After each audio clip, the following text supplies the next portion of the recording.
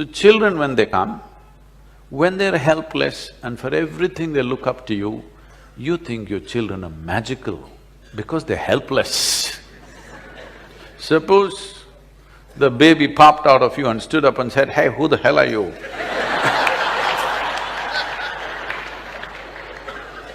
You won't like this baby. But he takes 14, 15 years to ask that question.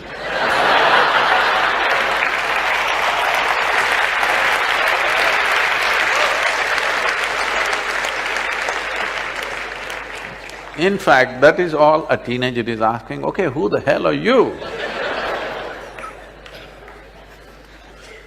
So, if you want to be somebody to that new fresh life which has come, you must not have defined boundaries of who you are. Like when the child was infant, when it crawled, you crawled with him. Now your teenager wants to swing, you must be able to swing with him. No, you still wants to crawl with him. He's not interested. He's beginning to ask. Parents are looking ridiculous in the eyes of adolescents. Yes or no? Didn't your parents look ridiculous in your eyes? Unless you were old by the time you were 12. If you were young and energetic, your parents look ridiculous because they think still you need to be crawled around and choo-choo-choo, moo-moo-moo, poo-poo-poo to you. Every day life is changing within you because you're growing rapidly and the fools around you not able to grasp that, whoever they are. Usually, grandparents become little more endearing than parents because they have a little faraway look, you know. A little faraway look because teenage means you're slowly getting poisoned by your hormones. Old age means you're being released from that. So they kind of understand.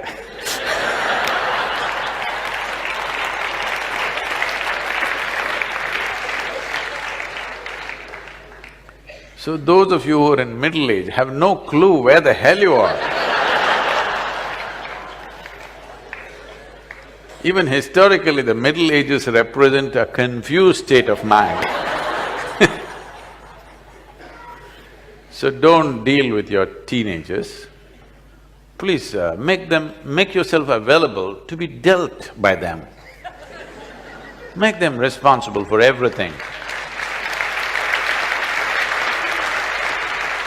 1 month, I'm telling you, 1 month you have the courage to hand over your monthly income to them and say, manage the house. Just give them responsibility.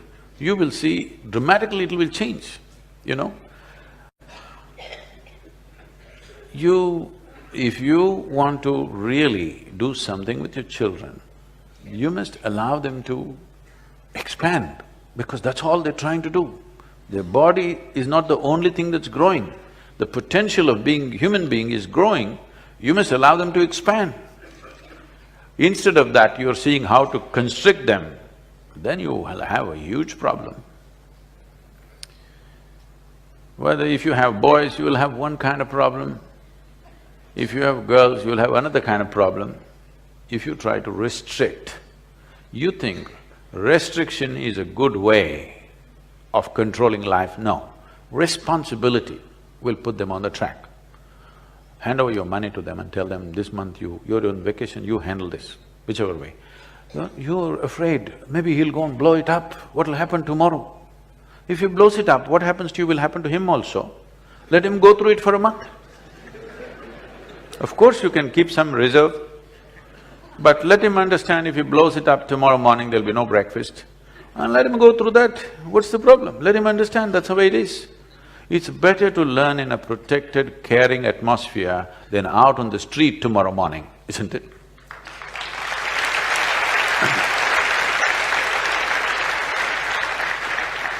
And above all, drop this damn thing that your child belongs to you.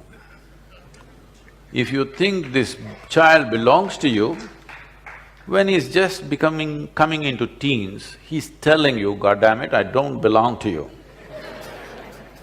That's all he's trying to tell you, which you're not able to digest. Another life does not belong to you. If another life has chosen to be with you, please cherish that. It's a tremendous thing. Whether it's your husband or your wife or your children, they don't belong to you. You don't own them in any sense. If you don't get it, you will understand when you die or they die. They don't belong to you.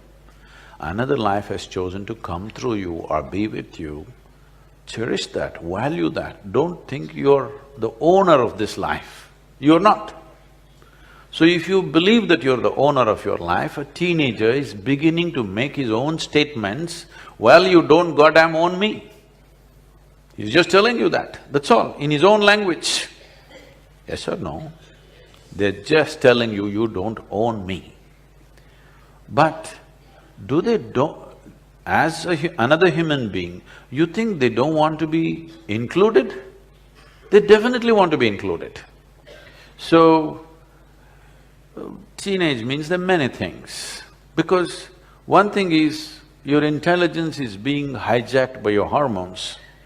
So certain things are happening. Suddenly the world doesn't look the same. Some scrawny little girl in your neighborhood who you had nothing to do with, suddenly there are little bumps on her body and your chemistry is poisoned. You look at her, suddenly it's a new world. The whole world is looking different. What was just people are suddenly becoming male and female. It's not a small change, you know. What were just people are suddenly becoming something else and something else. Suddenly you're interested in only half the humanity. It's a huge change. You will see boys don't even look at their mothers directly because they still can't take their eyes off the body parts. You must understand this, that it is new and he's like trying to come to terms with it. If you were a good friend, if they had problems, if they had struggles, they would talk to you. Because most parents are lousy friends, they make other friends and those friends give their own wacky advice because they're also in the same state. It is best if your child has a problem, they come to you, isn't it? Yes? But they will not come to you if you are a boss. They will not come to you if you have ownership over that life. They will not come to you if you are that horrible father or mother. They will come to you if you are a good friend. Because when they have problems, it is natural for them to seek a friend. So make sure from an early age that you are their best friend. Till they reach 18, 20, you are their best friend. Make it that way. And this you have to earn, this will not drop because you delivered them. Because you delivered them, you get the title of mother and father. You will not get the title of a friend. This has to be earned and everyday responsible behavior from you.